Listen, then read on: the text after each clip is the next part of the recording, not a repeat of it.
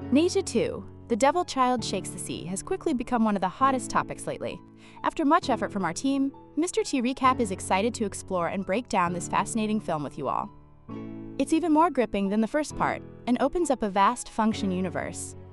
The story centers on an ancient war between demon clans, conflicts among factions like the Immortal Realm, the Dragon Tribe, and the coming War of the Gods. Before we dive in, don't forget to like and subscribe to support Mr.T Recap.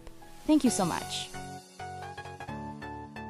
Continuing from the first film, the characters are now divided into several factions. The Human Clan, represented by Nezha, Li Jing, and Lady Yin. The East Sea Dragon Clan, led by Ao Guang and Ao Bing. The Immortal Realm, represented by the Boundless Immortal. The Suppressed Demon Clan, led by the Dragon King of the Deep Sea. Each faction has its own agenda. For the humans, Nezha lost his physical body due to a heavenly punishment in his past life, and now needs the nine-colored lotus to rebuild it. Meanwhile, Ao Bing carries the burden of helping the East Sea Dragons reclaim their freedom, a goal tied to the ancient war between immortals and demons that led to the dragon's downfall. In this world, the Immortal Realm holds power and divides all beings into immortals, demons, devils, and humans.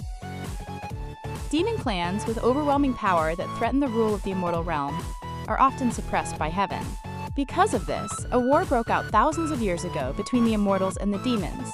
Originally, the Dragon Clan was part of the demon side. However, Ao Guang, the Dragon King of the East Sea, betrayed the demons during the war and sided with the immortals. As a result, the demon clans were defeated and sealed under the sea, while the East Sea Dragons were ordered by the immortals to help guard them. But in doing so, the dragons lost their freedom and became trapped in the deep sea. Their only way to regain freedom is for Ao Bing to fuse with the Spirit Pearl, make a great contribution in the coming War of the Gods, and become a true deity. In this journey, Shen Gongbao is an ally of the East Sea Dragons. He is Ao Bing's master, but is secretly using him to achieve his own goal, to become one of the 12 Golden Immortals. So why did Ao Guang betray the demons? Later, he reveals that it was to protect his people. This implies that during the ancient war, the Immortal Realm was far stronger than the demon clans, forcing Ao Guang to surrender to ensure the survival of the dragons. In a way, his decision may have saved the demons too, as they were sealed, not wiped out. In other words, Ao Guang gave up freedom to protect the survival of both the Dragon Clan and the demon race, a sacrifice made during the Great War between demons and immortals 1,000 years ago. Naturally, the demons who were sealed away have always yearned for the day they'd be free. Madame Dragon King, led by Ao Run of the West Sea, pretended to support Ao Guang but was secretly pursuing her own plan, a plot twist deeply hidden in the storyline. As for the Immortal Realm, the main force shown in the film is the Jie sect, led by Yanxi Tianzun. Their base, Jade Void Palace, is the most powerful faction in the immortal world, though not the only one. The film also reveals that the rival Qian sect has been growing rapidly, prompting the J sect to suppress it. This indicates that even among the immortals there are internal power struggles, and these conflicts will eventually tie into the coming War of the Gods. But before diving deeper into the function list, let's take a closer look at the internal politics of the Jie sect. Though founded by Yuanxi Tianzun, the sect isn't entirely united. He serves as the supreme leader, while beneath him are the 12 Golden Immortals, the sect's core authority. Currently, one seat remains vacant. Yuanxi Tianzun wants Tai Zhenren to take that position, while Shen Gongbao is also competing for it. This reveals that power struggles exist even within the ranks of the 12 Immortals. In the film, Boundless Immortal is portrayed as the CEO of the Ji sect, the top disciple of Yuanxi Tianzun and the current leader of the 12 Immortals. Boundless Immortal has two main tasks: to grow the Jai sect and maintain order in the Immortal Realm. To do this, he must expand his influence within the sect and suppress powerful demon clans that threaten the immortals' dominance. He forms a powerful demon-hunting army to eliminate these threats. To further strengthen his control, Boundless Immortal recruits Shen Gongbao, Lu Dong, and He Dong, demons willing to serve him. He also uses the Heavenly Earth Furnace to refine demons into elixirs. These elixirs enhance his followers' combat power and serve as tools to win loyalty. As Shen Gongbao once mentioned, everyone in Jade Void Palace receives elixirs regularly to boost their cultivation. This is how Boundless Immortal maintains control over people's hearts. Since the East Sea Dragon Clan is a powerful demon race that could challenge the Immortal Realm's rule, refining them and the Deep Sea demons into elixirs would only strengthen Boundless Immortal's power. That's why wiping out the Dragon Clan became necessary. To achieve this, he eventually persuaded Ao Run and the other Dragon Kings to side with him.